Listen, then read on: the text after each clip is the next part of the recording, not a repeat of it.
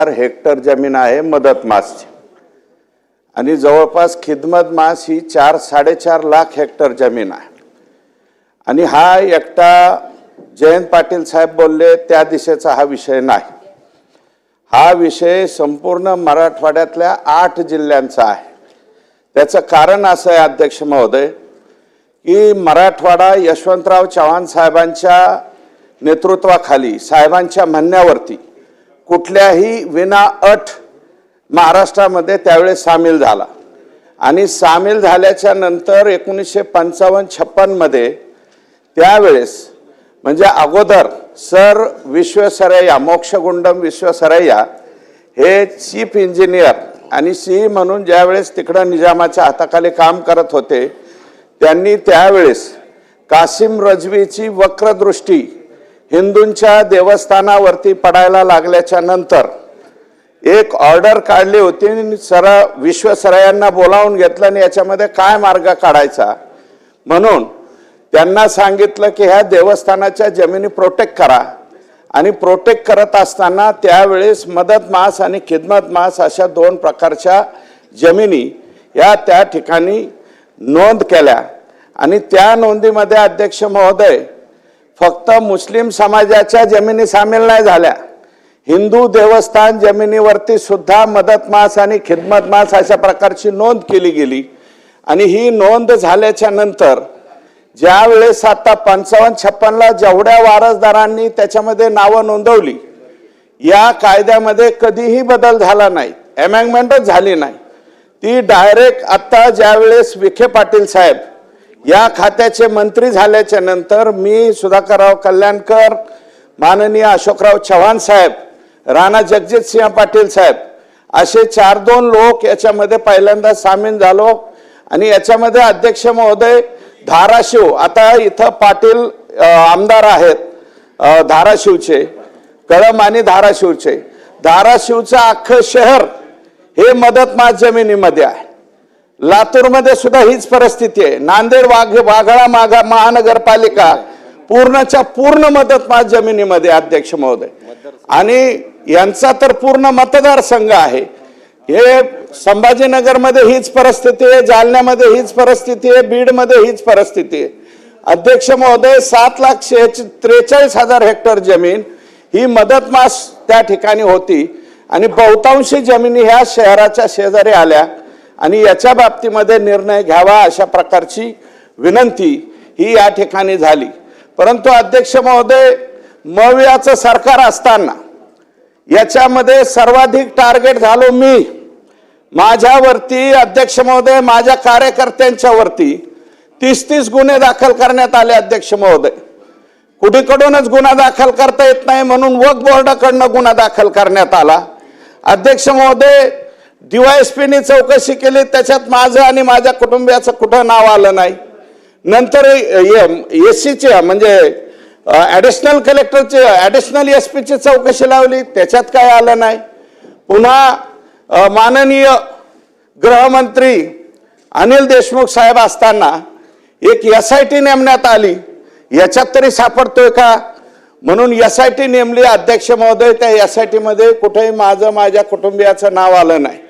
नंतर अध्यक्ष महोदय माझ्या बाबतीमध्ये जो प्रकार वापरला गेला कलम 17 अन्वये ACBच्या चौकशीच्या बाबतीत लोकप्रतिनिधीची चौकशी त्या विभागाने मान्यता दिल्याशिवाय होत नाही। अध्यक्ष महोदय मी महसूलचा राज्यमंत्री राहिलेला व्यक्ती आहे। अध्यक्ष महोदय माझी चौकशी षडयंत्र कोणाचं आहे ते या ठिकाणी कळेल। अध्यक्ष महोदय बाळासाहेब थोरात साहेबांनी माझ्या विरोधातल्या या चौकशीला परवानगी दिली नाही। अध्यक्ष महोदय याचा एक योग्य वापर माझ्या विरोधात करण्यात आला, हायकोर्टामध्ये गुन्हा दाखल करण्यात आला, केस दाखल केली। कोर्ट नवीन होतं, कोर्टाने ऑर्डर केली यांची चौकशी करा।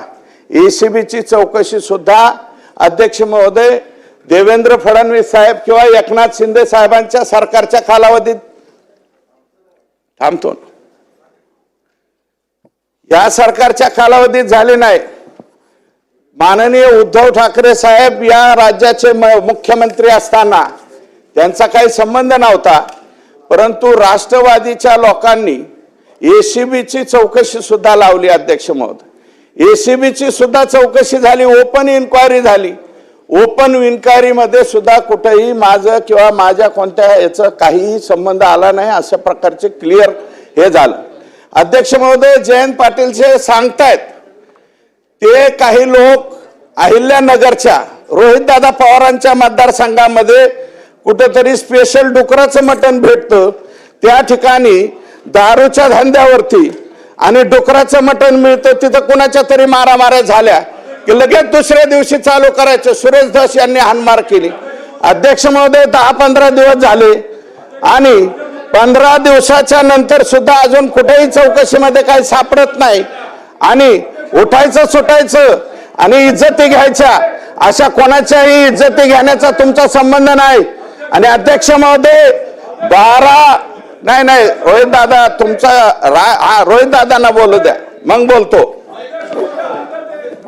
बोला त्यांना असेल तर बोलू. अध्यक्ष महोदय, माझ्या मतदारसंघाचं नाव या ठिकाणी अध्यक्ष महोदय घेतलं.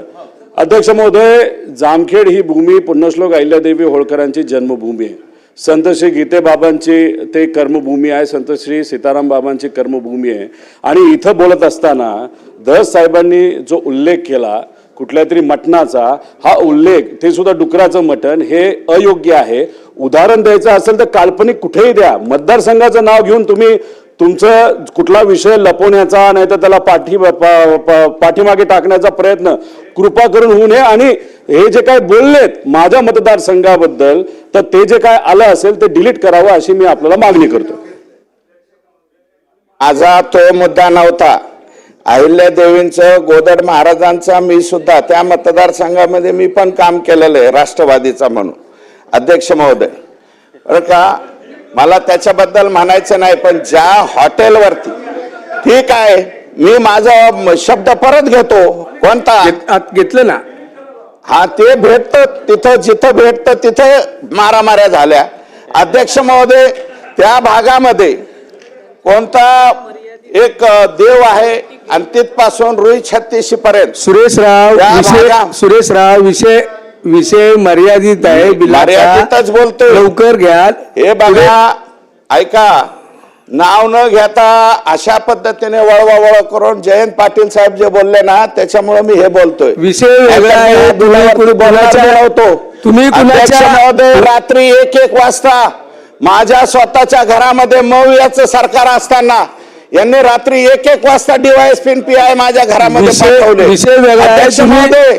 आणि 1 वाजता दरवाजा उघडून आणायचे आहेत का घरात, बघायला आलो. हे मवियाच्या सरकारामध्ये आम्ही अनुभवलेलं आहे. अध्यक्ष महोदय, यांनी फार चुकीच्या पद्धतीने वागणूक त्या कालावधीमध्ये दिली. कंगना राणावतचं घर पाडण्यापासून सगळ्यापर्यंत. अध्यक्ष महोदय, बिलाचा विषय हा, या बिलाचा विषय बोलतो. या बिलामध्ये अध्यक्ष महोदय 7,43,000 हेक्टर जमीन मराठवाड्यातली मुक्त होणारे. अध्यक्ष महोदय, ही थोडी जमीन नाही.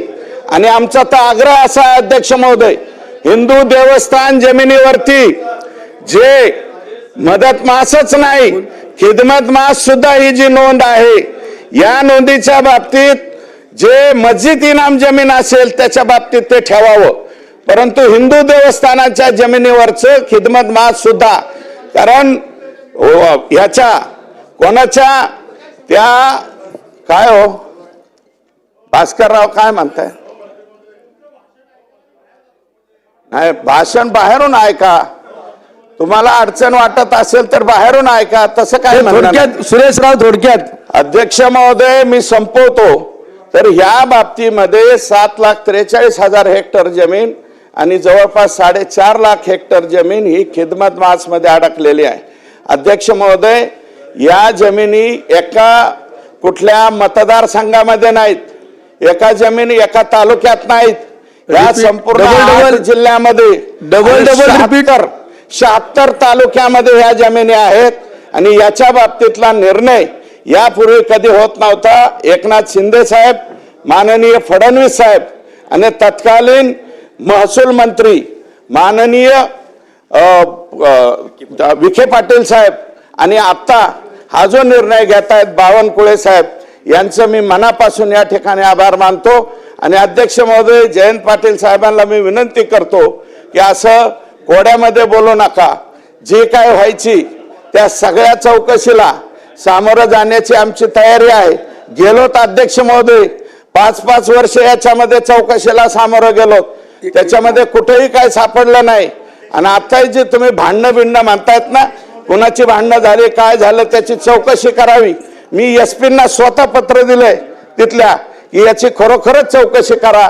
हे कुणी भांडणं केलंय, कोणाबरोबर भांडण झालंय त्याच्याशी आमचा संबंध नसताना सुद्धा विनाकारण कोणाला तरी उचलायचं, फेसबुकवरती बोलायला लावायचं, अध्यक्ष महोदय मीडियावरती बोलायला लावायचं आणि माणसाच्या लोकप्रतिनिधींच्या इज्जती घ्यायच्या, हा धंदा जरा बंद करावा अशा प्रकारची माझी विनंती आहे. नानाभाऊ पटोले. अध्यक्ष महोदय, पण मी सन्माननीय सुरेश धस यांना परत विनंती करतो, त्यांचं मी नाव घेतलं नाही, काही विषय नाही. माझा दावा एक आहे की काही लोकांनी हिंदू देवस्थानाच्या जमिनी हडप केलेल्या आहेत, त्या जमिनींना हा कायदा लागू नये. आता कुठं मारहाण झाली याचा मी उल्लेख केला, मी काय नाव त्यांचं घेतलं का, पण त्यांनी उभा राहून स्वतःवर एखादी गोष्ट माणसानं स्वतः अंगावर कशी घ्यायची ह्याचा उत्तम आदर्श तुम्ही घालायला लागलाय. तुम्ही एवढे मॅच्युअर्ड परिपक्व आहात, कशाला बोलायचं? तुमचा काय संबंध नसेल तर कशाला विषय काढताय? तुमचं मी नाव घेतलं नाही, तुमच्यावर अजून आरोप करायचा आहे मला, पण अजून केलेला नाही, त्यामुळे कशाला गडबड करताय? ज्यावेळी होईल त्यावेळी बघू ना. नानाभाऊ. अध्यक्ष महाराज,